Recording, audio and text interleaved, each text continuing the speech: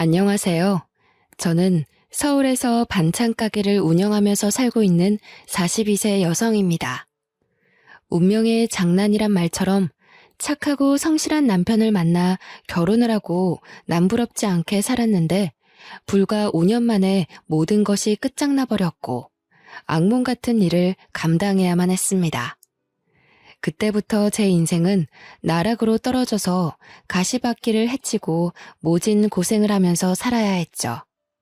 그 당시만 해도 깜깜한 터널 속에 들어선 것처럼 어둠밖에 보이지 않았습니다.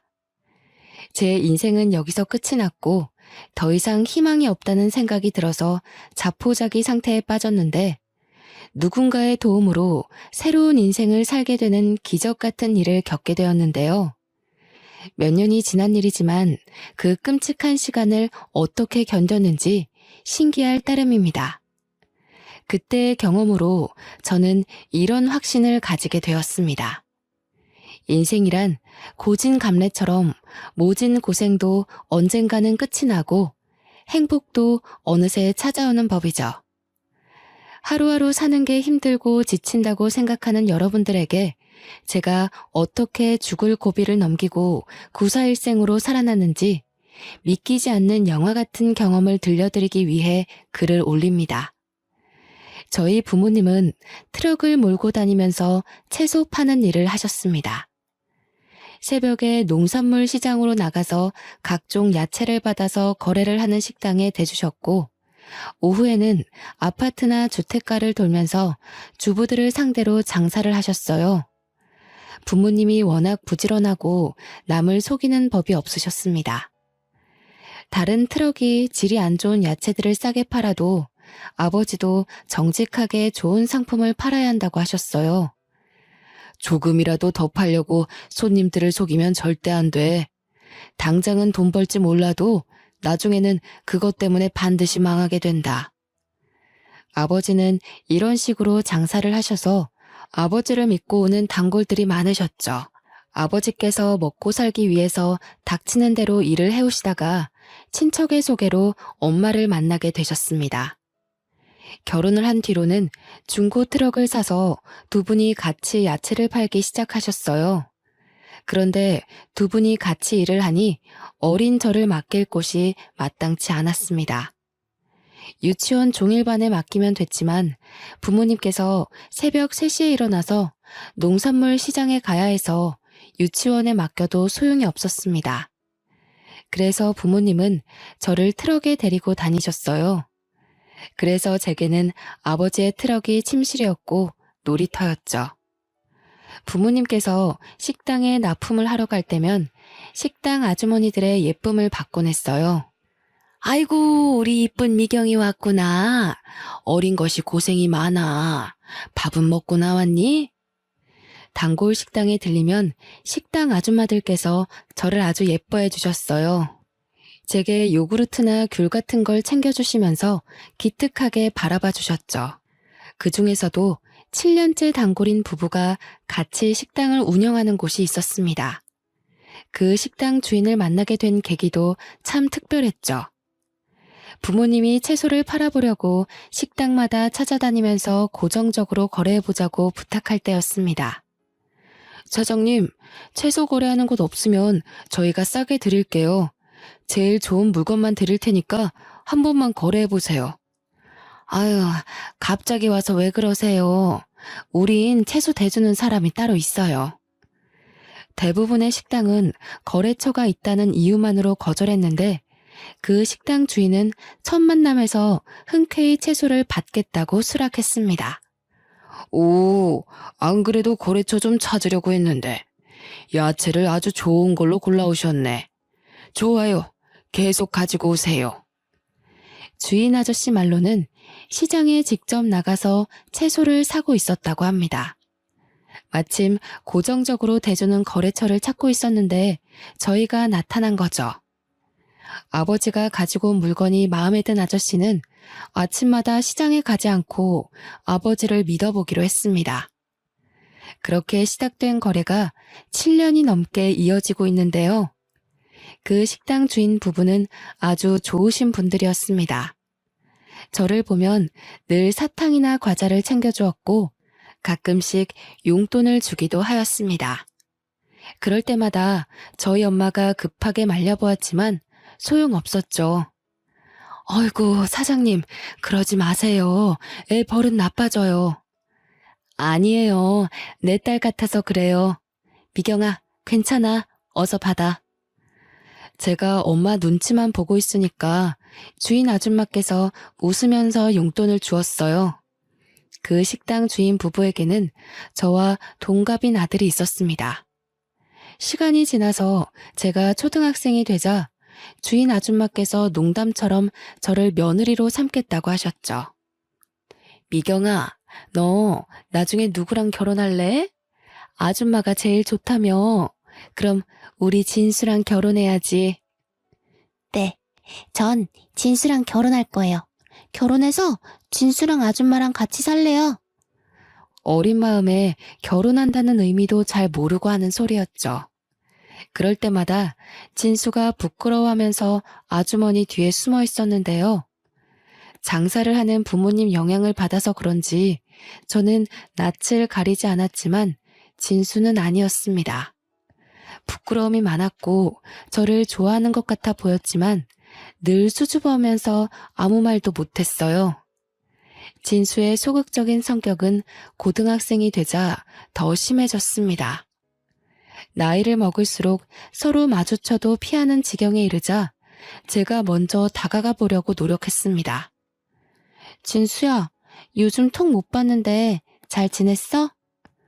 오랜만에 마주쳤길래 제가 웃으면서 진수에게 인사를 했죠. 그런데 진수가 얼굴을 붉히면서 도망가 버렸습니다. 그 모습을 본 아줌마도 어이없는 표정을 지으셨는데요. 어이구, 사내놈이 저렇게 숫기가 없어서 어째. 진수야, 오랜만에 네 여자친구 왔는데 왜 그러냐? 같이 밥이라도 함께 하자고 해야지. 주인 아줌마는 농담 반 진담 반으로 저를 며느리로 점찍어 두고 있었습니다. 고등학생이었지만 방학이 되면서 몸이 불편해진 엄마를 대신해 제가 아버지를 따라다니고 있었거든요. 오래 본 사이이기도 하고 그 모습을 예쁘게 봐주셔서 절 볼 때마다 진수랑 사귀라고 하셨죠. 어른들한테 잘 보이려고 아버지를 따라다닌 것은 아니었습니다. 저도 아버지 뒤를 이을 생각이 있어서 고등학교를 졸업할 쯤에 이야기하였습니다. 아빠, 나 대학 갈 생각 없는데 아빠 대신 장사하면 안 돼? 나도 채소 고르는 법은 다 알아. 뭐? 말도 안 되는 소리 하지 마. 전문대라도 갈 생각을 해야지. 20살도 안 된 기집애가 장사는 무슨 놈의 장사야? 아버지는 제 말을 끝까지 들어보지도 않고 안 된다고 하셨어요.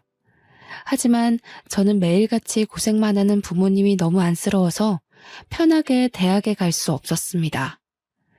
대학 등록금을 생각하면 제가 장사를 하는 게 더 속 편했거든요. 더군다나 공부에 관심이 없기도 하였습니다. 고등학교를 다닐 때만 해도 매일 수업 듣고 숙제를 하는 게 지겨웠습니다. 이해도 안 되는 수학 문제를 풀거나 영어 단어를 외워야 하는 것 자체가 싫었죠. 그래서 대학에 가서 그 짓을 또 몇 년간이나 하느니 운전면허를 따서 아버지 대신 장사를 해볼 생각을 했던 겁니다. 저는 몇 번이나 아버지에게 공부보다 장사가 내 적성에 맞다고 이야기했습니다. 그랬더니 결국 아버지께서 포기하시고 대학 진학 대신에 장사를 배워보라고 하셨습니다. 그래, 우선 면허부터 따라. 아버지가 한 번 했다면 장사하는 법 가르쳐 줄게. 아버지는 제가 운전면허를 쉽게 따지 못할 거라고 생각하셨나 봐요. 제가 한 번에 면허를 따버리니까 갑자기 한숨을 쉬시면서 물어보시더라고요. 미경아, 공부가 그렇게 하기 싫으니? 평소엔 책상에 앉아있지도 않더니 면허 따라고 하니까 하루 온종일 앉아있는 거 보고 놀랬다. 당연하지. 공부 말고 장사하면 누구보다 잘할 자신 있어. 그리고 아버지 몸도 안 좋잖아. 얼른 나한테 장사하는 법 알려주고 아버지도 쉬어. 얼마 전부터 아버지의 허리 디스크 증상이 악화되던 찰나였습니다. 오래 앉아있지 못하셨고 무거운 물건도 들지 못했어요. 그래서 누군가 옆에서 도와줘야 했죠. 엄마도 무릎이 좋지 않은 상태라서 저밖에 나설 사람이 없었는데요. 제가 면허도 한 번 했다고 아버지를 열심히 도와드려서 그런지 아버지께서 제 대학 이야기를 더 이상 꺼내지 않으셨습니다. 그리고 트럭으로 운전 연수를 시켜주셨죠. 아버지께 트럭 운전을 배운 지 한 달이 지나자 저 혼자 운전할 실력이 되었습니다. 아버지도 저를 믿고 운전대를 완전히 넘기셨어요. 배우는 게 빠르네. 네 말대로 넌 장사꾼 체질인 것 같다. 그치? 내가 뭐라 했어. 나 대학 가면 큰일 날 뻔했다니까. 아버지께 인정받게 되니까 신이 나서 더 적극적으로 장사를 했던 것 같습니다. 그래서 그 뒤로 아버지를 대신해서 제가 채소 장사를 하게 되었어요. 단골 식당 주인들은 모두 저를 알고 있어서 장사는 매우 수월했죠. 대부분 아주 기특하다고 칭찬을 해주셨지만 주택가를 돌다가 처음 채소를 사러 온 아주머니들은 새파랗게 어린 제가 혼자서 장사를 하는 걸 보고 놀라셨어요. 어머, 사장님이 젊으시네. 아니, 사장님이 따로 계신 건가? 아니요, 제가 주인이에요. 아버지랑 하다가 물려받았어요. 세상에, 어린 나이에 참 대단하네. 제가 어리기도 하고 여자라서 그런지 주목을 많이 받았죠. 아주머니들도 어린 여자 사장님이라 오랫동안 기억하고 있는 눈치셨어요. 오랜만에 들린 동네가 있었는데 야채가 싱싱해서 기다리고 있었다고 하더라고요. 제가 그렇게 장사꾼으로 자리 잡아가는 사이에 진수는 대학교를 졸업하고 직장에 취직하게 되었어요. 어느 날 진수의 식당에 찾아갔더니 주인 아주머니께서 저를 부르시더라고요. 미경아, 잠깐만 앉아라. 내가 할 말이 있다. 주인 아주머니의 표정이 심상치 않아서 들고 온 야채 상자를 내리고 바로 식탁에 앉았습니다. 제가 실수를 한 걸까 싶었는데 아주머니께서 아주 뜻밖의 말을 꺼내셨어요. 미경이 너도 이제 25살이지? 네, 맞아요. 사귀는 남자는 있니? 아니요, 장사하느라 남자 만날 시간도 없죠. 그런데 그건 왜 물어보세요? 그럼 우리 진수랑 영화 보고 밥 좀 먹고 와라. 네? 갑자기요? 영화랑 밥은 왜? 아니, 진수 이 녀석이 너 좋아하는 것 같은데 끝까지 아니라는 거 있지? 그러면서 너 언제 오냐고 물어보고 어디서 장사하냐고 물어보는데 지겹다 지겨워. 진수가 그랬다고요? 저만 보면 피하는 것 같았는데 설마요. 에이, 내가 용돈 줄 테니까 네가 영화 보러 가자고 해봐라. 진수 그 녀석 좋다고 해볼래 할 거다. 남들이 보면 당혹스럽고 이상한 상황일 수도 있었지만 저는 이번에 진지하게 만나볼까 하는 생각도 들었습니다. 오래전부터 진수에게 호감이 있었고 어릴 때만 해도 진수랑 자주 돌아다녔거든요.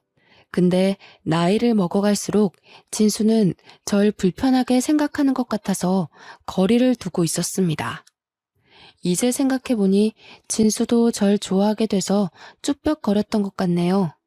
그래서 저는 남편과 약속을 잡아서 영화를 보았고 본격적으로 연애를 시작하게 되었습니다.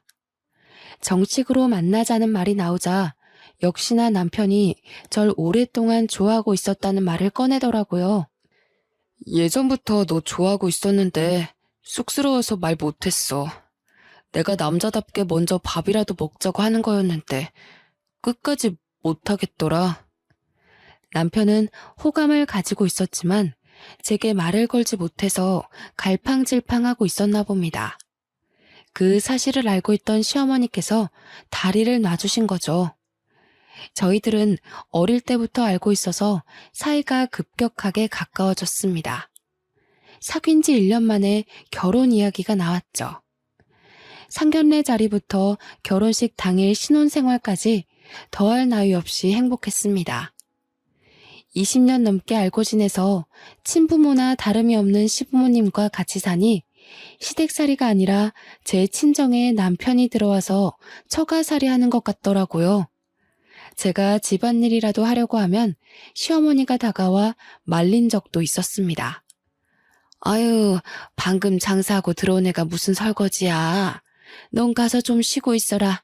설거지는 내가 하마. 아니에요, 어머님. 제가 할 테니까 어머님이 쉬세요. 네 시아버지가 보면 며느리 부려먹는다고 역정낸다. 어서 들어가서 쉬고 있어. 여자 혼자 장사를 하는 것도 걱정을 많이 하셔서 장사도 접게 되었습니다. 시부모님의 식당 일을 돕게 됐는데 장사 일보다 수월했어요. 저를 언제나 딸같이 챙겨주시는 것은 물론 야채 파는 일보다 돈을 많이 벌었으니까요. 식당을 찾아오는 손님도 많고 정신없어서 점심 장사가 끝나고 잠깐 한가해지면 시어머니는 한사코 저를 쉬게 만드셨습니다. 시아버지도 제가 일하는 걸 볼 때마다 이렇게 말씀하셨죠. 아가, 시애미는 뒀다가 무엇에 쓰려고 그래? 그냥 시애미가 하게 둬라. 아버님, 어떻게 어머님한테 시키겠어요. 당연히 제가 해야죠. 제가 끝까지 테이블 닦는 일을 하고 있으니까 시아버지가 시어머니를 불러서 시키셨어요. 남들은 시집살이 때문에 힘들어 하던데 저는 결혼 후가 훨씬 더 편했습니다. 천국에서 사는 것처럼 편하고 행복했죠. 남편도 제 속을 썩이지 않았습니다. 저밖에 모르는 가정적인 남자였거든요. 그래서 5년 동안 그 흔한 말다툼 한 번 하지 않고 늘 웃으면서 지냈습니다. 그런데 꿈 같은 결혼 생활도 금방 끝이 나고 말았습니다. 하루아침에 박살나고 말았죠. 퇴근을 하던 남편이 교통사고를 당해서 허망하게 세상을 떠나버린 겁니다. 음주운전을 하던 승용차가 중앙선을 넘어와서 남편 차와 정면 충돌했다고 하더군요.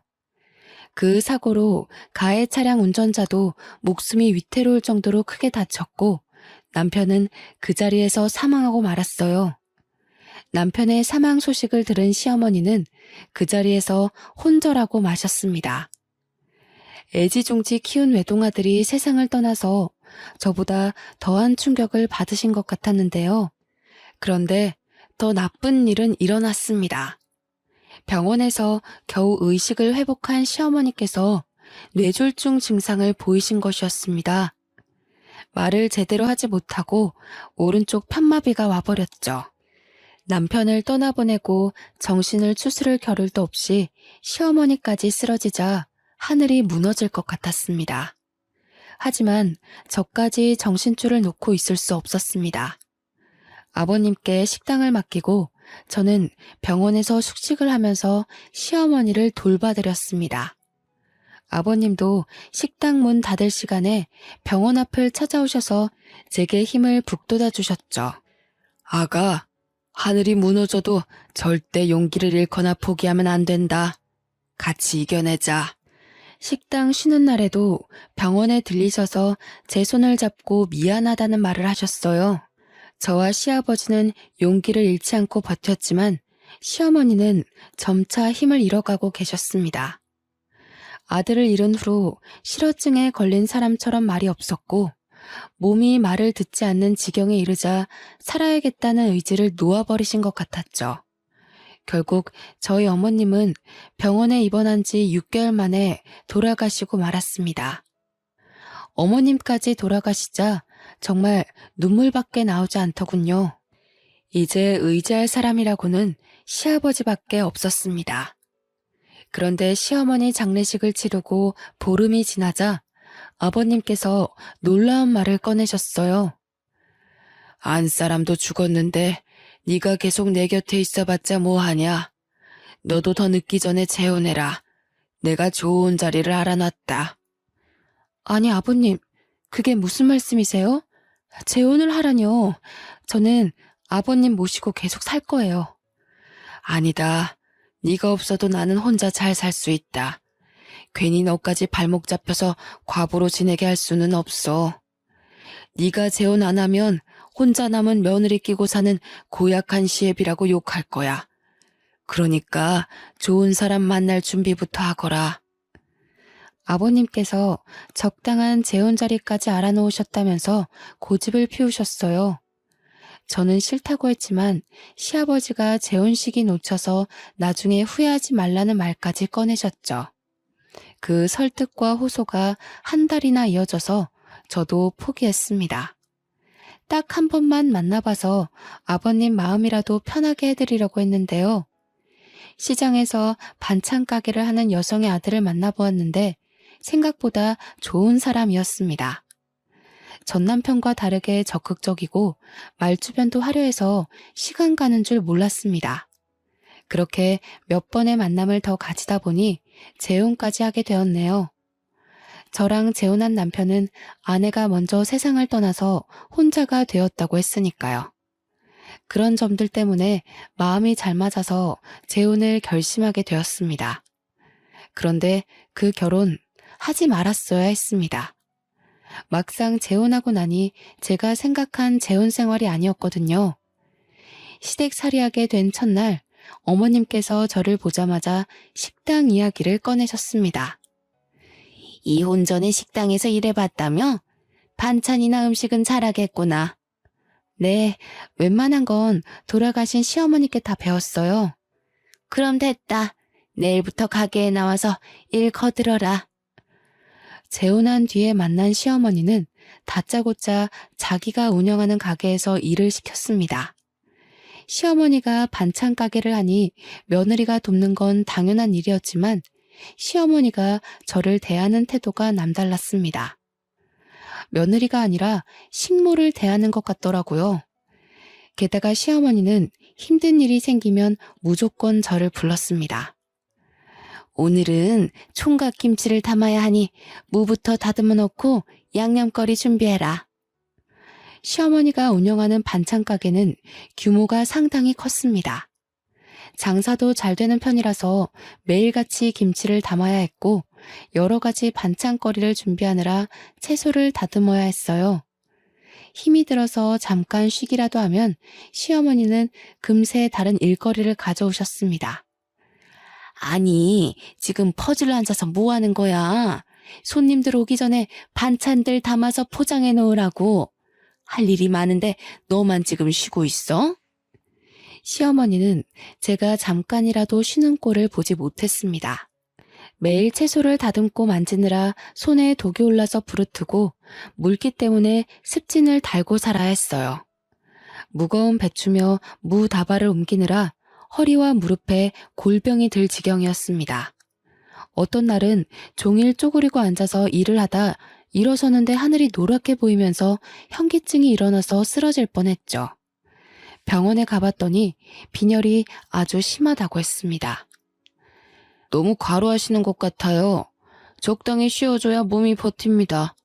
며칠 동안 푹 쉬셔야 할 컨디션이에요. 지금 쉬면 안 돼요. 가게가 한참 바쁠 때라. 이 몸 상태로 일을 하시겠다고요? 의사는 걱정을 했지만 쉴 형편이 되지 않았습니다. 제가 몸이 좋지 않다고 말해보았지만 시어머니께서 갑자기 일하시는 아주머니들을 전부 다 내보내는 거 있죠? 아주머니들이 갑자기 그만두게 되었다며 저한테 작별 인사를 하는데 눈앞이 아찔해지고 말았습니다. 그래서 아주머니에게 인사할 겨를도 없이 곧장 어머님께가 하소연했는데요. 어머니, 아주머니들 전부 다 내보내면 일은 누가 해요? 그러자 시어머니께서 어이없는 표정으로 저를 내려다보시더군요. 누가 하기는 누가 해? 네가 해야지. 멀쩡한 일꾼 놔두고 왜 돈 아깝게 사람을 쓰니? 안 그래도 자르려고 했는데 네가 하도 엄살 피우길래 며칠 더 데리고 있었던 거다. 그 말을 듣는 순간 정말 기가 막혀서 예의 차릴 생각도 들지 않았습니다. 그래서 평소랑 다르게 버럭 소리를 지르고 말았죠. 어머님, 정말 너무하세요. 가게 시작한 후로 빈혈도 심해지고 허리도 안 좋아서 쉬어야 한다고 했잖아요. 그런데 갑자기 이러시는 게 어디 있어요? 원래 의사들 말은 믿을 게 못 된다. 돈이나 벌려고 멀쩡한 사람 환자로 만드는 것들이야. 딱 봐도 아파 보이지도 않더만. 왜 엄살이야? 잔말 말고 어서 시킨 일이나 해. 시어머니는 제가 아프고 힘들어서 죽을 것 같다고 해도 꾀병 부리지 말라고 하셨습니다. 그래서 혼자서 산더미처럼 쌓인 야채를 다듬고 양념을 해서 장사 준비를 해야 했죠. 아침 일찍 가게 문을 열고 채소를 다듬을 때마다 눈물이 저절로 쏟아졌고 시아버지 생각이 절로 들었습니다. 결국 참지 못하고 시아버지께 전화드린 적도 있었는데요. 얘야, 많이 힘들지? 그래, 얼마나 고생이 많겠니? 그렇지만 여자들 시집살이가 원래 그런 거야. 참고 견디거라. 그리고 이제부터 나한테 전화하지 말거라. 내가 네 치납이면 어찌해주겠는데 나도 남의 집 사정 끼어들 수도 없다. 기댈 곳이 시아버지뿐이라서 연락한 건데 이렇게 차갑게 나오시다뇨. 제가 자주 연락드려서 그런 거냐고 조금만 전화하겠다고 사정해도 아버님은 차가우셨습니다. 그리고 며칠 뒤에 다시 전화를 해봤지만 없는 번호라는 안내 멘트가 나오더군요. 아버님께서 아예 전화번호도 바꾸고 저와 연락을 끊어버린 겁니다. 혹시나 하는 마음에 시아버지가 운영하던 식당에 찾아가 봤는데 주인이 바뀌었더라고요. 시아버지는 저 몰래 식당을 처분하신 것 같았습니다. 아버님과도 인연이 끊어졌다고 생각하니 기운이 쭉 빠졌습니다. 이제 별 방법도 없었죠. 시어머니의 구박을 억지로 견디면서 살아야 했는데요. 그러다 남편이 제게 거짓말을 했다는 사실을 알게 되었습니다. 남편의 전처가 갑자기 세상을 떠난 걸로 알고 있는데 그게 아니었어요. 남편은 전처와 이혼을 하고 갈라섰던 것이었습니다. 시어머니와 남편이 둘이 속닥거리는 소리를 듣고 잠자리에 들기 전에 남편에게 물었죠. 당신 나한테 거짓말한 거 있지? 전처랑은 사별한 거라면서 아까 어머님이랑 한 이야기는 도대체 뭐야? 뭐? 설마 몰래 엿들은 거야? 이제 와서 그게 무슨 상관이야? 사별한 거나 이혼한 거나 매한가지 아니야? 그게 어떻게 똑같아? 왜 이혼한 건데? 이상한 이유로 이혼한 거야? 나한테 왜 거짓말한 건데? 이상한 이유로 이혼한 거 아니야. 사실대로 말하면 왜 이혼했는지 물을 거잖아. 그래서 그냥 전처가 죽었다고 한 거야. 아니, 그러니까 왜 이혼한 거냐고.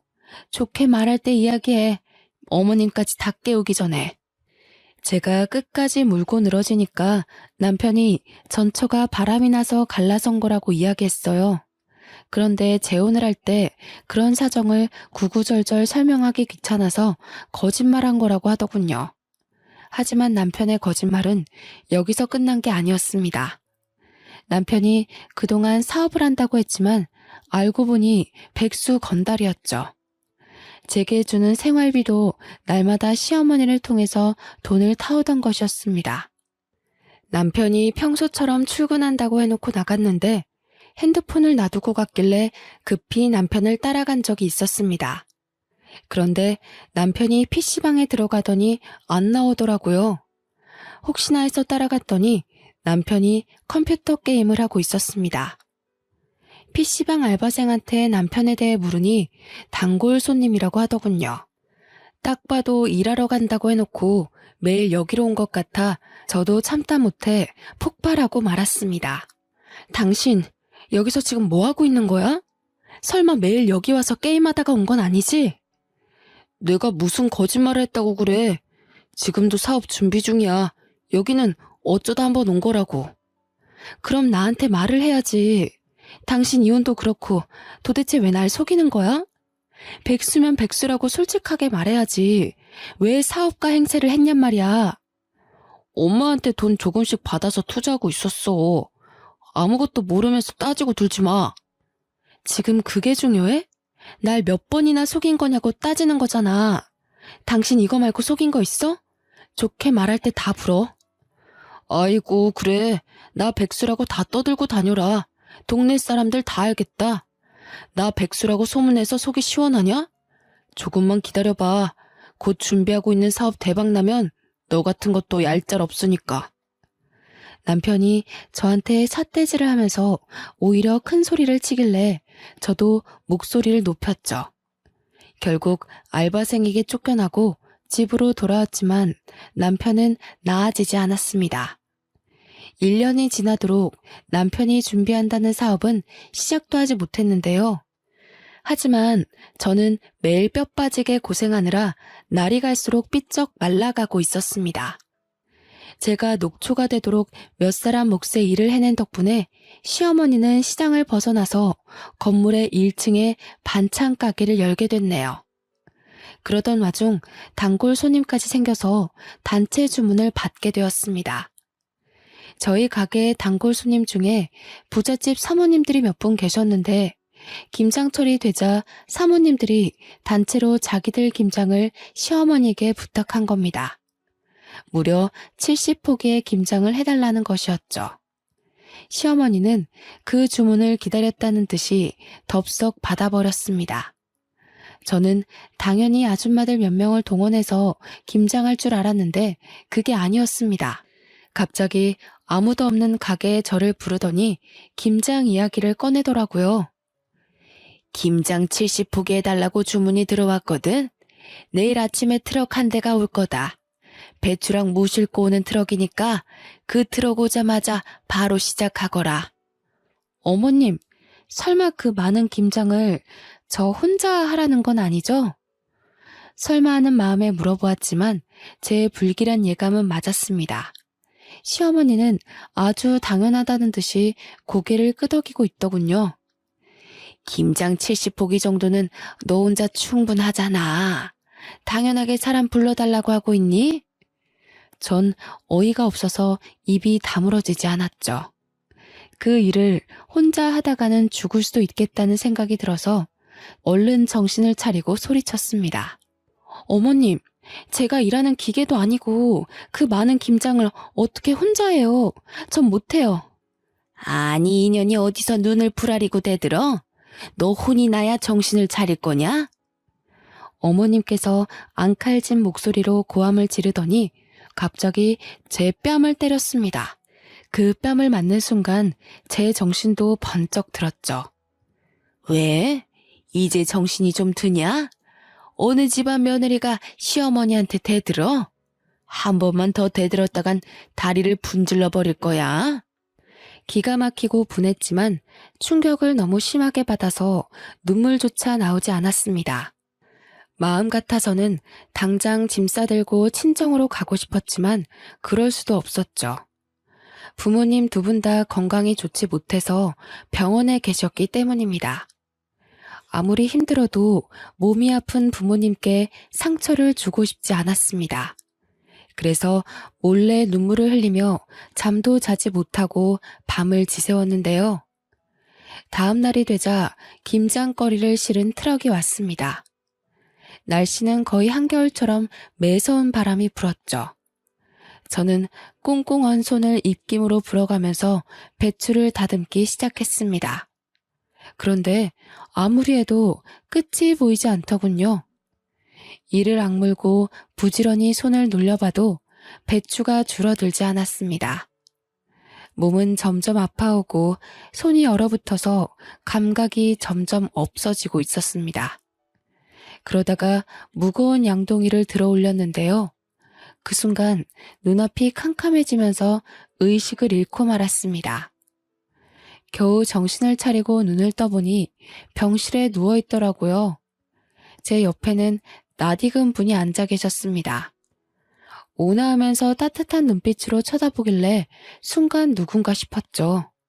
멍하니 그 얼굴을 바라보고 있는데 순간 시아버지라는 생각이 들었습니다. 아버님. 아가, 이제 정신이 드냐? 3년 동안 연락이 끊어져서 무척이나 반가웠어요. 그땐 저를 차갑게 내친 것은 기억도 나지 않고 말도 없이 사라진 것도 떠오르지 않았습니다. 그저 아버님을 만났다는 생각만으로 기운이 나서 시아버지의 손을 꾹 잡았는데요. 제가 왜 이제야 나타났냐고 눈물을 흘리자 시아버지께서 우연히 반찬 가게를 들렀다가 의식을 잃고 쓰러져 있던 저를 발견하고 병원으로 옮겼다고 이야기해 주었습니다. 그래서 저도 모르게 그동안 당했던 일들을 다 이야기해 버렸습니다. 아버님께서 제 이야기를 듣고 가만히 고개를 숙이고 있더니 몇 번이나 한숨을 내쉬더군요. 정말 막대 먹은 사람이구나. 며느리한테 이런 짓을 하다니. 난 그것도 모르고 이제 남남이라고 내쳤으니 말이다. 널 볼 면목이 없다. 시아버지는 제가 어떤 취급을 받으면서 지내는지 나중에 알게 되었다고 하셨어요. 재혼해서 잘 살 거라고 생각했는데 단순한 시집살이를 넘어서서 못된 시어머니와 백수건달인 남편을 만났다는 사실을 알고 급하게 저를 찾아오신 거였죠. 정말 미안하다. 믿을 만한 사람이라서 너한테 소개시켜 준 건데 이렇게 될 줄 몰랐다. 멀쩡히 잘 사는 애를 괜히 재혼시켰다. 내가 잘못했어. 아버님께서 눈물을 흘리시길래 저도 같이 눈물을 흘렸습니다. 그날 하루 온종일 울었던 것 같네요. 시어머니는 다음 날이 돼서야 병원에 오셨습니다. 그리고 제게 김장 걱정부터 꺼내는 거 있죠? 아니, 세상에 김장하다 말고 퍼질러 누워있으면 어쩌자는 거야? 보니까 멀쩡하네. 당장 일어나서 김장하러 가. 그때 잠깐 병실 밖에 나갔다 들어온 시아버지께서 시어머니를 보셨습니다. 저를 다그치는 모습을 보고 대뜸 소리를 치기 시작했죠. 김 여사, 지금 뭐 하는 거야? 당신 때문에 일하다 혼절한 애한테 무슨 말 같지도 않은 소리를 하고 있어. 깜짝 놀란 시어머니는 시아버지를 보더니 바로 고개를 숙였습니다. 아이고, 건물주님이 여길 어떻게 오셨어요? 건물주라니. 시어머니가 아버님께 쩔쩔 매는 걸 보고 깜짝 놀라고 말았습니다. 시어머니가 하는 말을 들어보니 아버님께서 저희 반찬 가게가 새 들어가 있는 건물 주인인 것 같더군요. 당신 그렇게 안 봤는데 인간이 아니구만. 당장 내 건물에서 나가. 아이고, 제발 살려주세요. 저희 며느리 생각해서 싸게 세 주시기로 했잖아요. 계약서 썼으면서 왜 그러세요? 시아버지의 불호령에 시어머니가 사색이 돼서 싹싹 빌었습니다. 시어머니가 유독 아버님께 약한 이유가 있었습니다. 아버님께서 월세만 싸게 해주신 것이 아니라 시어머니에게 돈까지 빌려줬더라고요. 아버님이 5천만 원짜리 보증금을 대신 내줬는데 시어머니는 몰래 저를 못 살게 굴었던 거죠. 아버님은 은혜도 모르는 년이라고 시어머니를 건물에서 쫓아내겠다고 하셨습니다. 물론 5천만 원도 당장 달라고 소리치셨는데요. 어머님이 그 소리를 듣고 허리를 몇 번이나 숙이며 사과를 하고 있었습니다. 아유, 죄송합니다. 며느리가 꾀병 부리는 줄 알았어요. 다 나을 때까지 설거지도 안 시킬 테니까 이번만 어떻게 봐주시면 안 될까요? 그럼 지금 가서 김장 다 하고 오세요. 그러면 쫓아내진 않을 테니까. 네? 그걸 어떻게 혼자서 해요? 며느리는 젊어서 그렇지 저는 나이 먹을 대로 먹었고. 딱 봐도 우리 며느리 아픈데 일 시켰구만. 싫으면 당장 짐 싸서 나가세요. 아니에요. 할게요. 할 거니까 기다려주세요. 시어머니가 병원을 나서니까 아버님도 감시해야겠다며 따라 나서더군요. 시어머니는 시아버지의 감시하에 혼자서 70포기의 김장을 담아야 했습니다. 몸살이 나서 사흘 동안 알아누웠다는 말을 전해 듣고 어찌나 속이 시원하던지요. 게다가 다시 병문안을 온 시아버지께서 충격적인 소식을 이야기해 주셨습니다. 내가 3년 만에 널 찾아온 이유가 있다. 나한테 남은 시간이 별로 없어서 유언이라도 남기고 싶었어. 유언이라뇨. 도대체 그게 무슨 말씀이세요? 한 달 전에 시한부 판정을 받았다. 몇 개월 안에 죽을 거라고 하니까 너밖에 생각나지 않더라. 네가 힘들게 살고 있다는 사실도 늘 마음에 걸렸는데 잘 된 일이지. 제가 놀라서 얼굴이 새하얗게 질렸는데도 아버님께서 태연하게 웃어 보이셨습니다. 시아버지는 저와 연락을 끊은 뒤에 식당을 처분하고 30년 넘게 모은 재산을 모두 털어서 건물을 사셨다고 했어요. 그 뒤로도 계속해서 쉬지 않고 일을 했는데 전부터 피곤하고 몸이 좋지 않았다고 합니다. 하지만 나이가 들면서 생기는 자연스러운 현상이라고 생각하고 별 생각 없이 넘겼다고 하죠.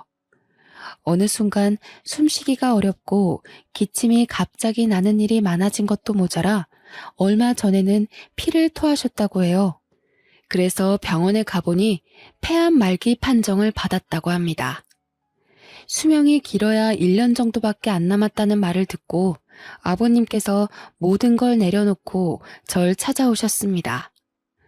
어차피 내가 죽으면 나한테 남은 재산 너한테 주려고 했다.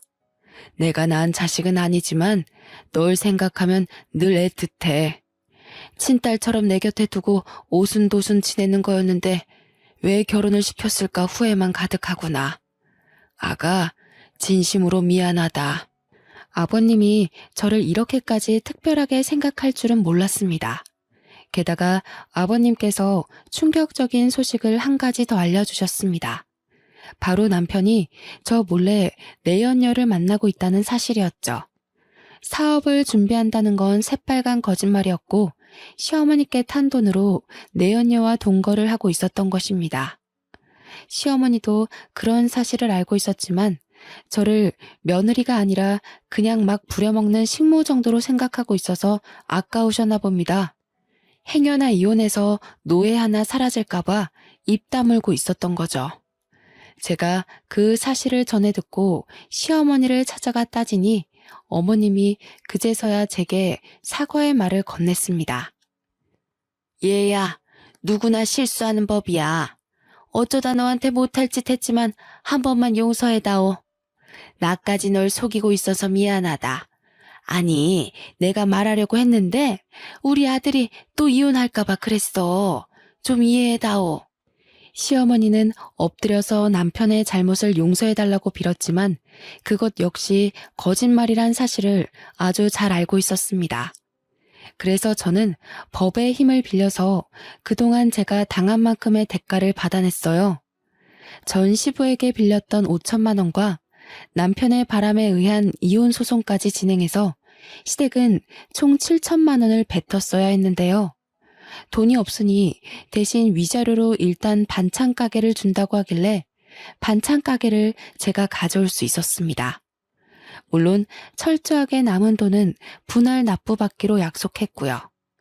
그리고 시아버지 덕분에 건물주가 되었지만 반찬 가게는 직접 운영하고 있을 생각입니다.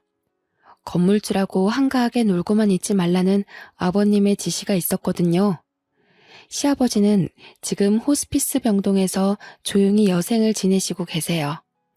길어야 1년이라고 했지만 3년이 지난 지금도 제가 보기에는 잘 지내고 계시는데요. 매일 아버님을 찾아뵙고 정성을 다해 돌봐드릴 때마다 기적적으로 아버님의 건강이 좋아져서 같이 살 수 있게 되면 좋겠네요. 그리고 제게 반찬 가게를 넘겨준 시어머니는 알거지 신세가 되어버렸습니다. 아들이 무능하니 돈 벌 궁리가 없어진 거죠. 겨우 장만한 반찬 가게를 제게 넘겨주고 생계가 막막해졌는지 어느 날 갑자기 저를 찾아오기도 하였습니다. 얘야, 이렇게 찾아와서 미안하다. 내가 돈이 없어서 그런데 조금이라도 빌려주면 안 되니? 돈 빌려주면 갚을 수 있으세요? 차라리 제 가게에서 일하세요. 그럼 먹고 살기는 해드릴게요. 대신 김장 70포기 정도 혼자서 하실 생각하셔야 돼요. 시어머니는 어이없는 표정으로 저를 바라보았지만 다른 방법이 없었죠. 제가 할 마음 없으면 돌아가라고 하니 어머님께서 그렇게 하겠다고 말씀하셨습니다. 그래서 지금도 어머님께서 제 반찬 가게에서 죽을 힘을 다해서 일을 하고 있습니다. 남들이 보면 정말 못된 며느리, 인성 쓰레기인 여자라고 욕할지도 모릅니다. 소문이 어떻게 흐르는지 몰라도 동네 사람들이 저를 흉보고 있더라고요. 그래서 제가 직접 가서 그동안 제가 어떤 수모를 겪었는지 전부 다 이야기해 주었습니다. 그 뒤로 동네 사람들이 어머님을 보는 눈빛이 달라졌습니다. 어머님도 그 사실을 눈치챘는지 어느 날은 모자를 푹 눌러 쓰고 오시더군요. 실컷 복수해서 그럴까요? 이제는 어머님한테 연민만 남아 있습니다. 골골대면서 일하시는 게 다 보여서 조금씩 할 일을 줄여드리고 있죠. 어머님이 아예 쓰러지실 때까지 일을 시키면 저도 똑같은 여자가 될 테니까요. 시어머니도 고마웠는지 웬일로 집에서 반찬을 만들어서 제게 준 적도 있습니다. 시댁살이 할 때 맛있게 먹던 반찬을 기억하고 계셨나 봐요. 그 반찬이랑 밥을 먹고 있으니 기분이 이상하네요. 역시 사람은 오래 살고 볼 일입니다. 여러분은 제 사연 어떻게 들으셨나요? 저보다 더 힘들게 사신 분들도 계실 테지만 아픔을 견뎌낸 이야기를 공유하고 싶어서 이렇게 사연 글을 보내봅니다. 여러분들은 부디 이런 아픔 없이 무던한 인생을 보내시길 바랍니다. 감사합니다.